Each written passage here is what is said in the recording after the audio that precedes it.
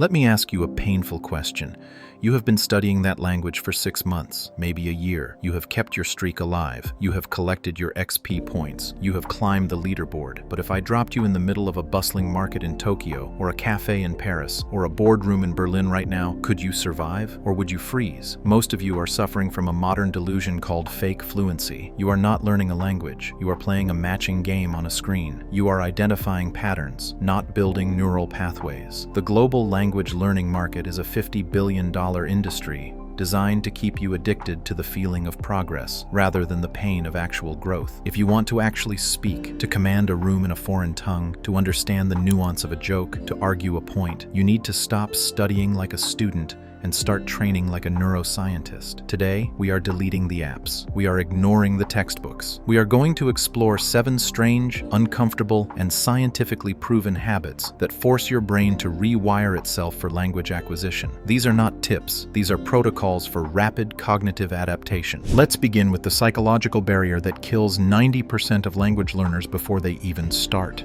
It is not grammar. It is not vocabulary. It is the ego. When you speak your native language, you are intelligent, witty, and competent. When you try to speak a new language, you sound like a toddler. Your ego hates this drop in status. It triggers the brain's inhibition centers, specifically the prefrontal cortex, which clamps down on your ability to produce speech to protect you from social embarrassment. The first strange habit is to construct an alter ego. This sounds like acting, and it is, but it is grounded in a concept called the L2 self. In the 1980s, researchers discovered that people who could successfully adopt a new cultural identity learned languages significantly faster. You need to create a character. If you are learning German, do not be you trying to speak German. Be Hans, a confident, slightly loud architect from Munich. If you are learning Spanish, be Javier, a passionate debater from Madrid. When you step into this character, you lower what linguist Stephen Krashen calls the affective filter. This is the psychological wall that anxiety builds around your language processing centers. By pretending to be someone else, you detach your real ego from the mistakes. If Hans messes up the grammar, it is fine. It's just a character. This lowers your cortisol levels and opens up the Broca's area for fluid speech production. This habit requires you to physically change your posture, your pitch, and your facial expressions to match this alter ego whenever you practice. It feels ridiculous. That is the point. The ridiculousness bypasses the inhibition.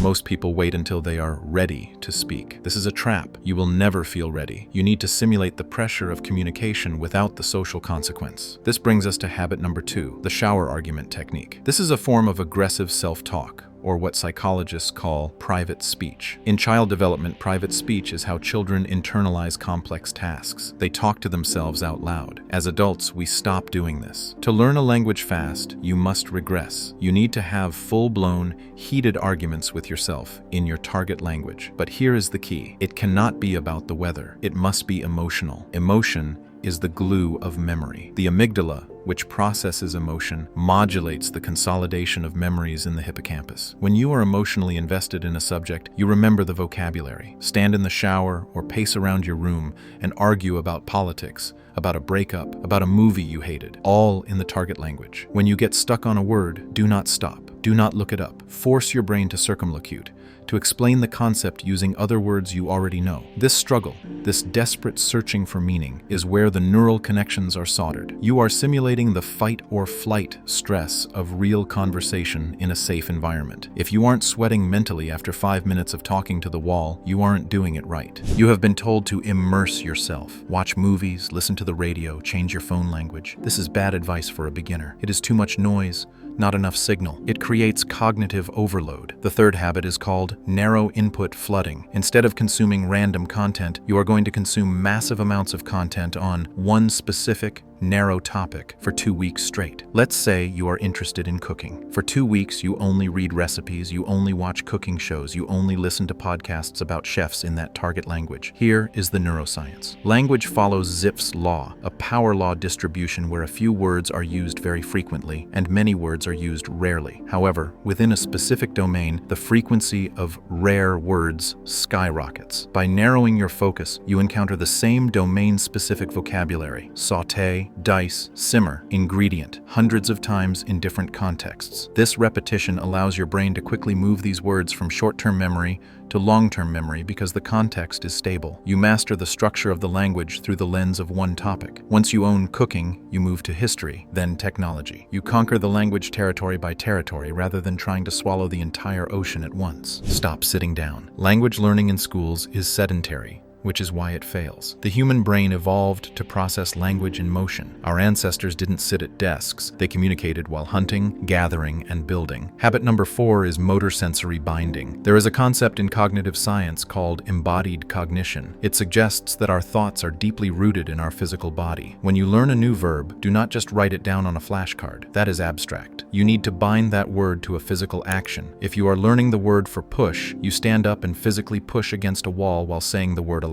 If you are learning heavy, pick up something heavy. By recruiting the motor cortex, you are creating a dual coding effect. You have the auditory memory of the word and the kinesthetic memory of the movement. This makes the memory trace twice as robust. It is strange. You will look like a maniac miming actions in your living room. But the next time you need that verb in a conversation, your body will remember it before your conscious mind does. This is how actors memorize 60 pages of dialogue. They map the words to the movement. We often view sleep as lost time, but for the ambitious learner, sleep is the most powerful tool in the arsenal. Habit number 5 is the sleep sandwich protocol. This is based on the mechanics of memory consolidation and interference theory. When you learn something new, that memory is fragile. It is stored in the hippocampus. If you immediately go and do something else, like scroll through Instagram or answer emails, you create interference. New information overwrites the fragile memory trace you just created. This is known as retroactive interference. To hack this, you must schedule your most intense language session immediately before bed. No phone after, no Netflix. Just study, then sleep. During slow-wave sleep, the brain replays the neural patterns firing during the learning session, physically moving the data from the temporary hippocampus to the permanent neocortex. But here is the second half of the sandwich. You must review that same material within 30 minutes of waking up. The brain is in a hypnopompic state, highly plastic and free from the clutter of the day. By sandwiching your sleep with the same material, you signal to the reticular activating system that this information is critical for survival. You are literally learning while you are unconscious. Passive listening is useless. You can listen to podcasts for 1,000 hours and still be mute. You need to bridge the gap between input and output. This leads us to habit number 6, the shadowing sprint. This was popularized by polyglot Professor Alexander Arguel, but we are going to add a high-intensity interval training twist. Find audio of a native speaker talking at natural speed, not learner speed, natural speed. Your goal is to repeat what they are saying exactly as they say it, with a split-second delay. You are a shadow. You mimic their intonation, their speed, their emotion, and their pauses. This is incredibly difficult. Your mouth will not be able to keep up. Your brain will panic. This is good. You are forcing your auditory processing system and your motor articulators to synchronize at high velocity. Do this for only 10 minutes, but do it while walking briskly outside. Why walking? Because again, embodied cognition. The rhythm of your gait helps drive the rhythm of the speech.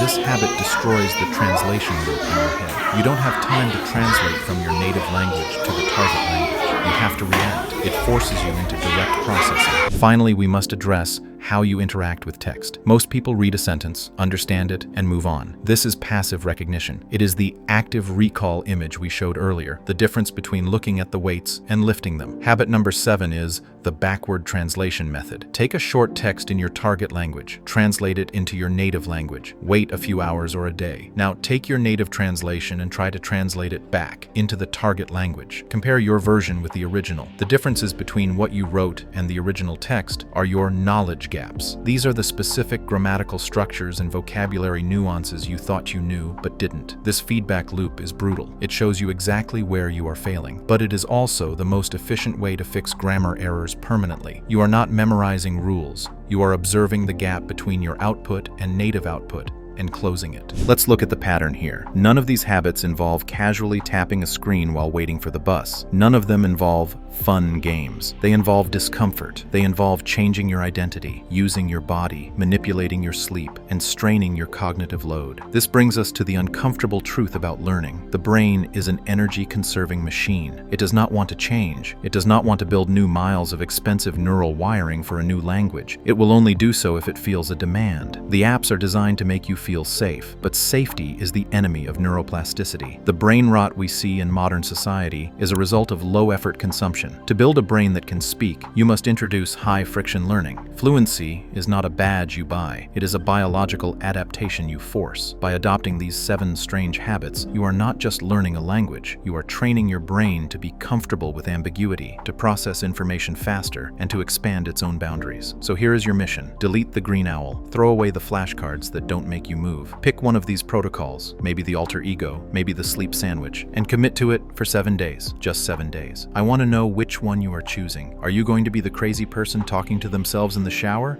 Or the maniac shadowing audio while power walking through the park? Tell me in the comments below. And if you want to understand more about how to weaponize your brain's hidden capabilities, subscribe to The Brain Line. We don't do easy here. We do effective.